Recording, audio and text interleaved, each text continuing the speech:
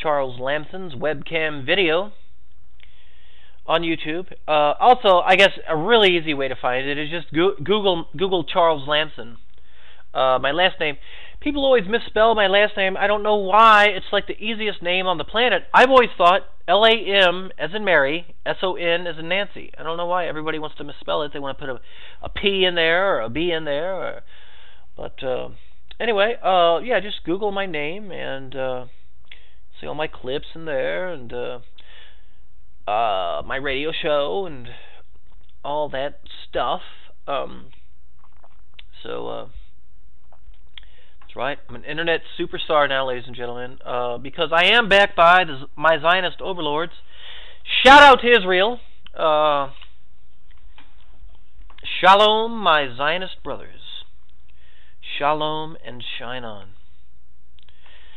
Keep shining.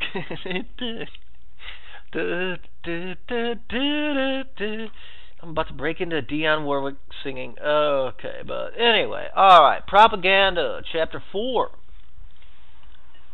By Edward Bernays. This book was written in 1928. Propaganda and Political Leadership.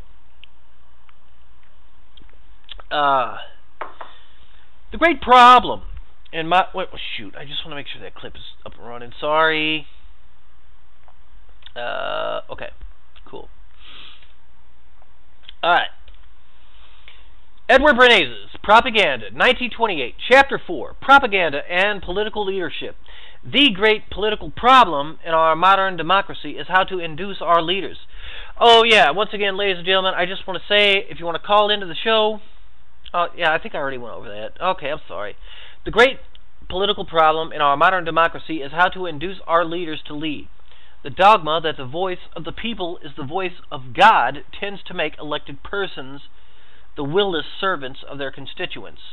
It's becoming less and less so nowadays. This is undoubtedly part cause of the political sterility which certain American critics constantly complain.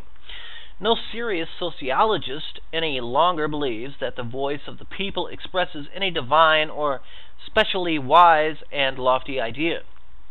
The voice of the people expresses the mind of the people, and that mind is made up for it by the group leaders in whom it believes and by those persons who understand the manipulation of public opinion.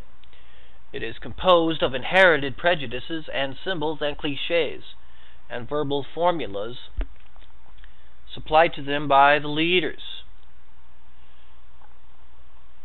Yes, TL. I just got a message from TL. Yes, I am live, TL. Let's see here. Can you hear me?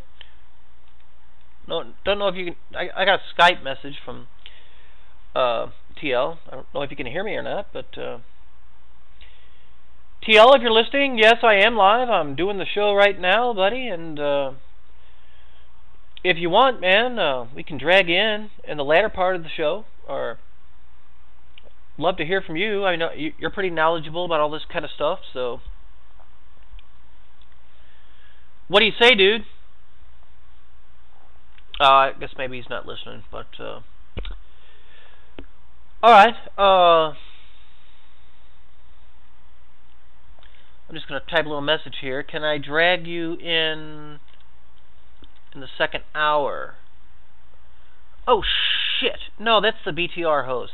Sorry, TL. Fuck. Oh, yes. I'm live. Yeah, this is my good friend from well, he's from London. I think he's in London right now, and but he's actually a drunken Irishman. And I was yeah, one sec here. Yeah, he's asking for a link. Okay, yeah. So I might try to drag TL on the show. He's definitely a well-versed guy in all this stuff. And yeah, hang on a second here, TL. By the way, TL is those are initials. They stand for They Live. Which those of you who have not seen the Roddy Piper movie, they live. It's definitely a must-see for anyone in this conspiracy theory community. Alternative research community. I guess some even call it the New Age community.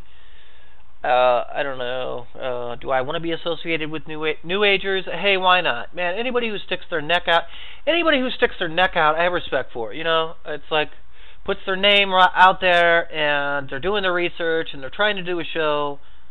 I have respect for them.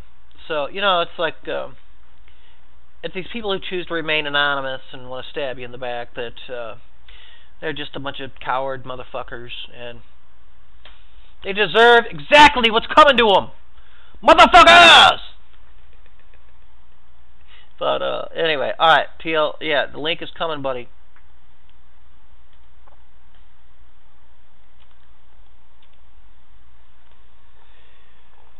All right, so yeah, link. Yeah, I have trouble in sec. Hey, yeah. So I want to. Hey, I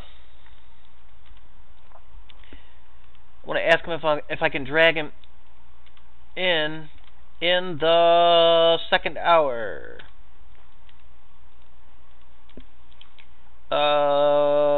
Through Skype. Let's see what he says.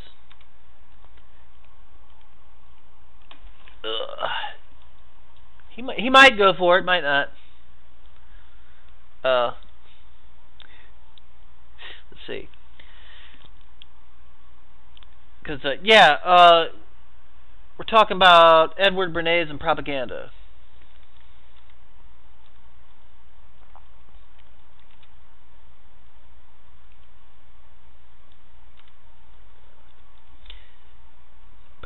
Bernays and propaganda.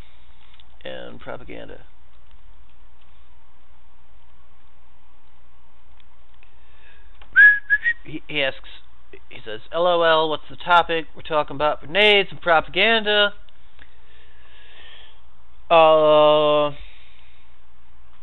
Yeah, TL, if you're listening by now, I don't know if you're linked up or not yet, but I was thinking maybe, you know, like halfway through the second hour, I don't know, something like that. But if not, that's cool too, man. Oh, okay, cool. Understand. Yeah, he doesn't want to, but I understand. What? Then he says, I will though, for sure. Okay, I'm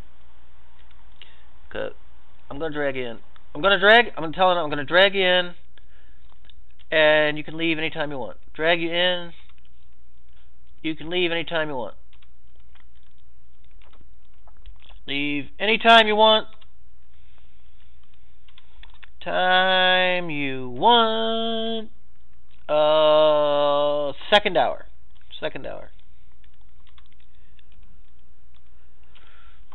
Ah, man,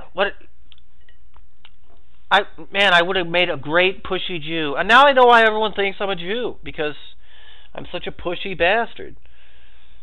My pushiness skills are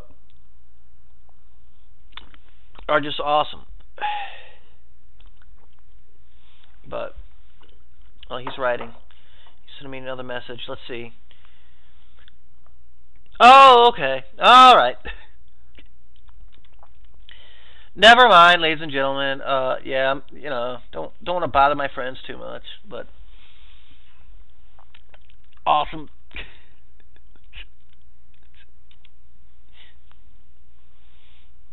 But anyway, TL, yeah, man, if you're listening, yeah, thanks anyway. Yeah, man. Hey, that's cool, TL. Totally cool. He says, I'm very unprepared and will sound like a douche. All right. Yeah, hey, man, I hear you. Yeah, that was unfair of me. I know, but I thought, what the fuck? I try to keep the show as generic and real as possible. You know what I'm saying? So, but another night. Yeah, let's shoot for another night. And definitely. And yeah, awesome. Yeah. So yeah. Let's do a show some other night, and yeah, just sit back and enjoy the show tonight, man. Relax. Sorry, yeah, it was unfair of me to ask, but I just thought maybe I could drag you on. But yeah, we'll shoot for another night, man. And all right. So anyway, ladies and gentlemen, yeah, that is my buddy TL from jolly old London town, and always good to hear from him. And yeah, he's like I said, he's a pretty knowledgeable guy about this kind of stuff. I just kind of ambushed him out of nowhere, and just glad you're listening in tonight, TL. And I'm going to check that switchboard one more time just to make sure I'm not ignoring anyone.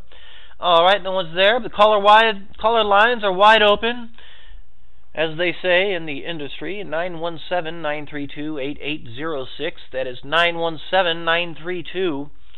If you want to check out the chat room, go to blogtalkradio.com/Charles Lamson and look for that chat link, and we'll be in there waiting on you.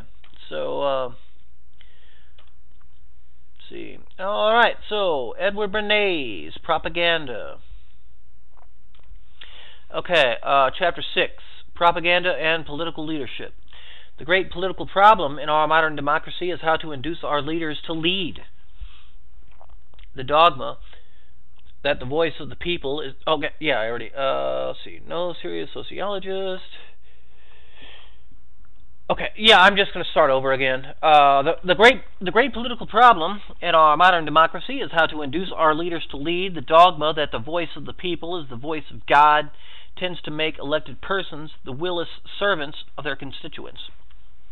This is undoubtedly because part of the political sterility which certain American critics constantly complain. No serious sociologist any longer believes that the voice of the people expresses any divine or specially wise and lofty idea. The voice of the people expresses...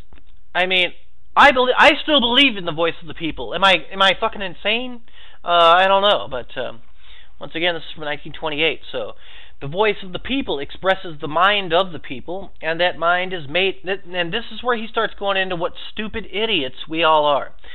The voice of the people expresses the mind of the people, and that mind is made up for it by the group leaders in whom it believes, and by those persons who understand the manipulation of public opinion.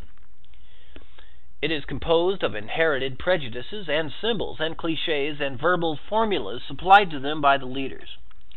Fortunately, the sincere and gifted politician is able, by the instrument of propaganda, to mold and form the will of the people. I love that sentence right there, man. He makes this one sentence a paragraph in and of itself. Fortunately, the sincere and gifted politician is able, by the instrument of propaganda, to mold and form the will of the people. Alrighty, Disraeli. I don't know who the fuck that is, but it's spelled like Israeli, but with a D. Cynically expressed the dilemma when he said, "I must follow the people. Am I not their leader?" He might have added, "I must lead the people. Am I not their servant?" Unfortunately, the methods of our... Yeah, this is where Bernays' true colors really start showing up, ladies and gentlemen.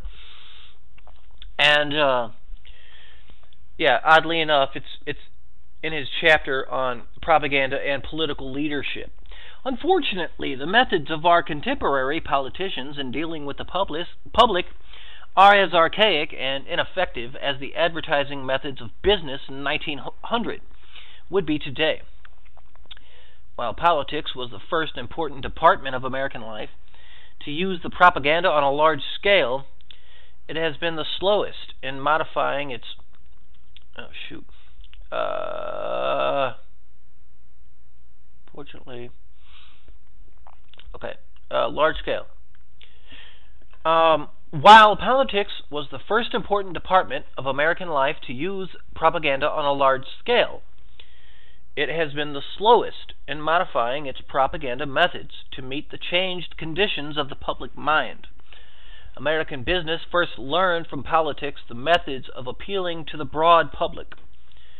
but it continually improved those methods in the course of its competitive struggle.